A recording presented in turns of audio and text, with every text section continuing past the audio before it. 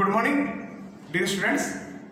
आज हम कक्षा 9 विषय हिंदी व्याकरण अध्याय यानी व्याकरण का जो पहला जो हमारा टॉपिक है अपठित बोध को हम पढ़ेंगे।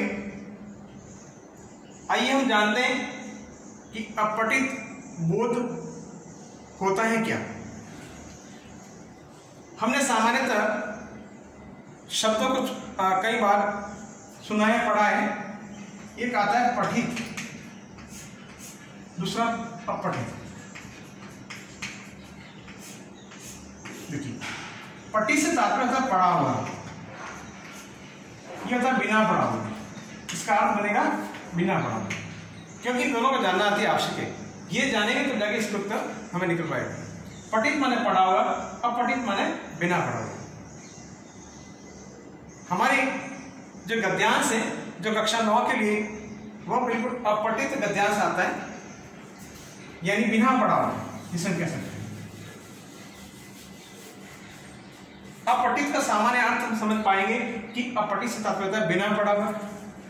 बिना पढ़ा हुआ हमारी पाठ्य पुस्तक के कक्षा 9 के सिलेबस के अंतर्गत दिया गया। इसके अंदर जो आने वाला हमारा है वह गद्यांश है। यह गद्यांश लगभग 200 से 250 शब्दों तक पूछा जाता है।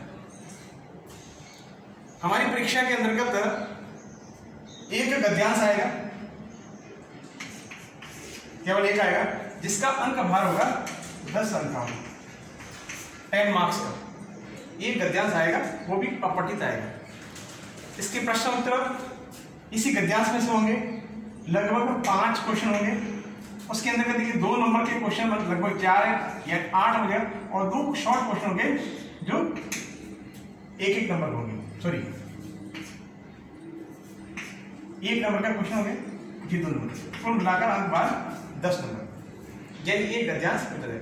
उसी के अकॉर्डिंग हम जब भी एग्जाम लेंगे क्लास से रिलेटेड, उसमें भी हम इसी प्रकार से पैटर्न से आपको बताने का प्रयास करेंगे। तो आइए हम जानते हैं अपठित गद्यांश होता है क्या है, और अपठित गद्यांश का हमारी पाठ्य पुस्तक में उसका मूल्य क्या है।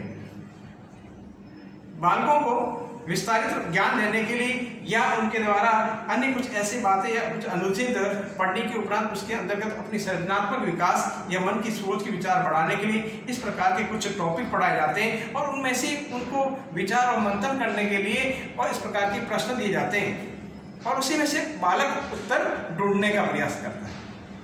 तो हमारे जो पाठ्य पुस्तक के आधार पर गद्यांश जो दिया गया है वह लगभग 200 से 250 शब्दों का दिया जाता है, और एक बहुत बड़ा अनुचित आ सकता है या कोई ऐसा पैराग्राफ आ सकता है जो हमारे पाठ्य पुस्तक से बिल्कुल मिलते टॉपिक हो।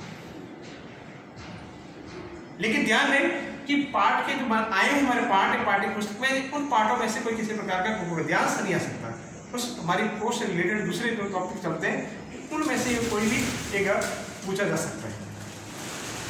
अपठित गद्यांश को पढ़ने के लिए हमें किन किन बातों का ध्यान रखना पड़ता है, उन बातों को हम अब मुख्य तौर पर जानते हैं। जब कभी भी कोई गद्यांश या अनुच्छेद के तौर पर आ जाए तो उस गद्यांश में आने वाले जो प्रश्न हैं उनका उत्तर कैसे दिया जाए, और उन बातों को भी हमें ध्यान से सुनना चाहिए। अपठित गद्यांश के अंतर्गत लगभग हमारे 5 क्वेश्चन पूछे जाते हैं सामान्यतः। उन प्रश्नों का उत्तर उसी गद्यांश में से दिया जाता है। जो गद्यांश ऊपर दिया गया जाता है उस गद्यांश को हम पढ़ लेते हैं, और नीचे दिए गए प्रश्न हैं उनको समझने के बाद उसका उत्तर उसी गद्यांश में से दिया जाता है। आइए तो कुछ बातें इस गद्यांश अपठित गद्यांश से रिलेटेड उन बातों को जानेंगे। कहा जाता है कि कहीं भी गद्यांश आ जाए, उस गद्यांश को हल करने से पहले, उनके लिखित प्रश्नों को हल करने से पहले उस गद्यांश को कम से कम 2 बार पढ़ लेना चाहिए। कितनी बार? 2 बार अवश्य पढ़ लेना चाहिए। कम से कम 2 बार पढ़ने के बाद उसका जो मूल सारांश है उसको समझ लेना चाहिए। उसके उपरांत जो मुख्य रूप से दूसरी बात उस पर निर्भर करती है कि उसमें उस गद्यांश में आए हुए कुछ ऐसे डिफिकल्ट वर्ड दें जो हमें समझ से बड़े मुश्किल से आते हैं। उन शब्दों को आप रेखांकित कर दें, एक रेखा के साथ में खींच कर ऊपर ड्राइंग कर दें और उनको बाद में जब भी आपको थोड़ा सा समय मिले उस गद्यांश को पढ़ने के दरमियान तो उस शब्दों के बारे में विचार और मंथन करने का प्रयास करें, जिससे कम से कम उससे रिलेटेड या उसका समानार्थक कोई शब्द दूसरा आपको याद आ जाए। तो कहा गया है कि गद्यांश को कम से कम 2 बार पढ़ लेना चाहिए, उसमें आए हुए कठिन शब्दों को आप रेखांकित करना चाहिए। उसके बाद तीसरी बात कही है कि भाई इसमें जो नीचे दिए गए प्रश्न हैं उन प्रश्नों का उत्तर जो आता है वो उसी गद्यांश में से देने का प्रयास करना चाहिए। जो गद्यांश पहले ऊपर दिया गया है, जो हमने पढ़ा है उसमें से जानने का प्रयास करना चाहिए। फिर कहा जाता है कि जब कभी भी कोई प्रश्न आ जाए और उस प्रश्न का उत्तर देना है तो उसी गद्यांश में से बिल्कुल उसी में से सटीक देना है, उसके बराबर इक्विवेलेंट जिसे हम कहते हैं। जैसा प्रश्न पूछा गया है उसका उत्तर वैसा कर देना चाहिए। उसके बाद उत्तर के रूप में अनर्गल बातें नहीं लिखनी चाहिए। जितना उस प्रश्न के अंदर उत्तर बनता है उतना ही लिखना चाहिए। ऐसा नहीं आपके अनुच्छेद के अंदर पूरा का पूरा जो पैराग्राफ आ जाते हैं वो पैराग्राफ बता देते हैं। कई बच्चे होते हैं कि पूरा का पूरा जो पैराग्राफ होता है उस पूरे पैराग्राफ को या उस गद्यांश को उतारने का प्रयास करते हैं और उसमें बहुत बड़े रूप में उतरता है, लेकिन उस प्रश्न का उत्तर बड़ा ही छोटे रूप में पूछ जाता है। इसलिए कहा जाता है कि जब भी प्रश्न का उत्तर लगे तो प्रश्न का उत्तर बिल्कुल सटीक होना चाहिए। उस प्रश्न में पूछा गया उसके बराबर उत्तर देने का प्रयास करना चाहिए। हमें उसके साथ साथ उस प्रश्न और उत्तर के बीच में उतार चढ़ाव ज्यादा करने की आवश्यकता नहीं। जितना पूछा जाए उतना ही देने का प्रयास करना चाहिए। हमारे जो पाठ्य पुस्तक में इसके जो प्रश्न उत्तर है वह लगभग लघुत्तरात्मक प्रश्नों के रूप में आते हैं। क्वेश्चन आएंगे वह लघुत्तरात्मक आएंगे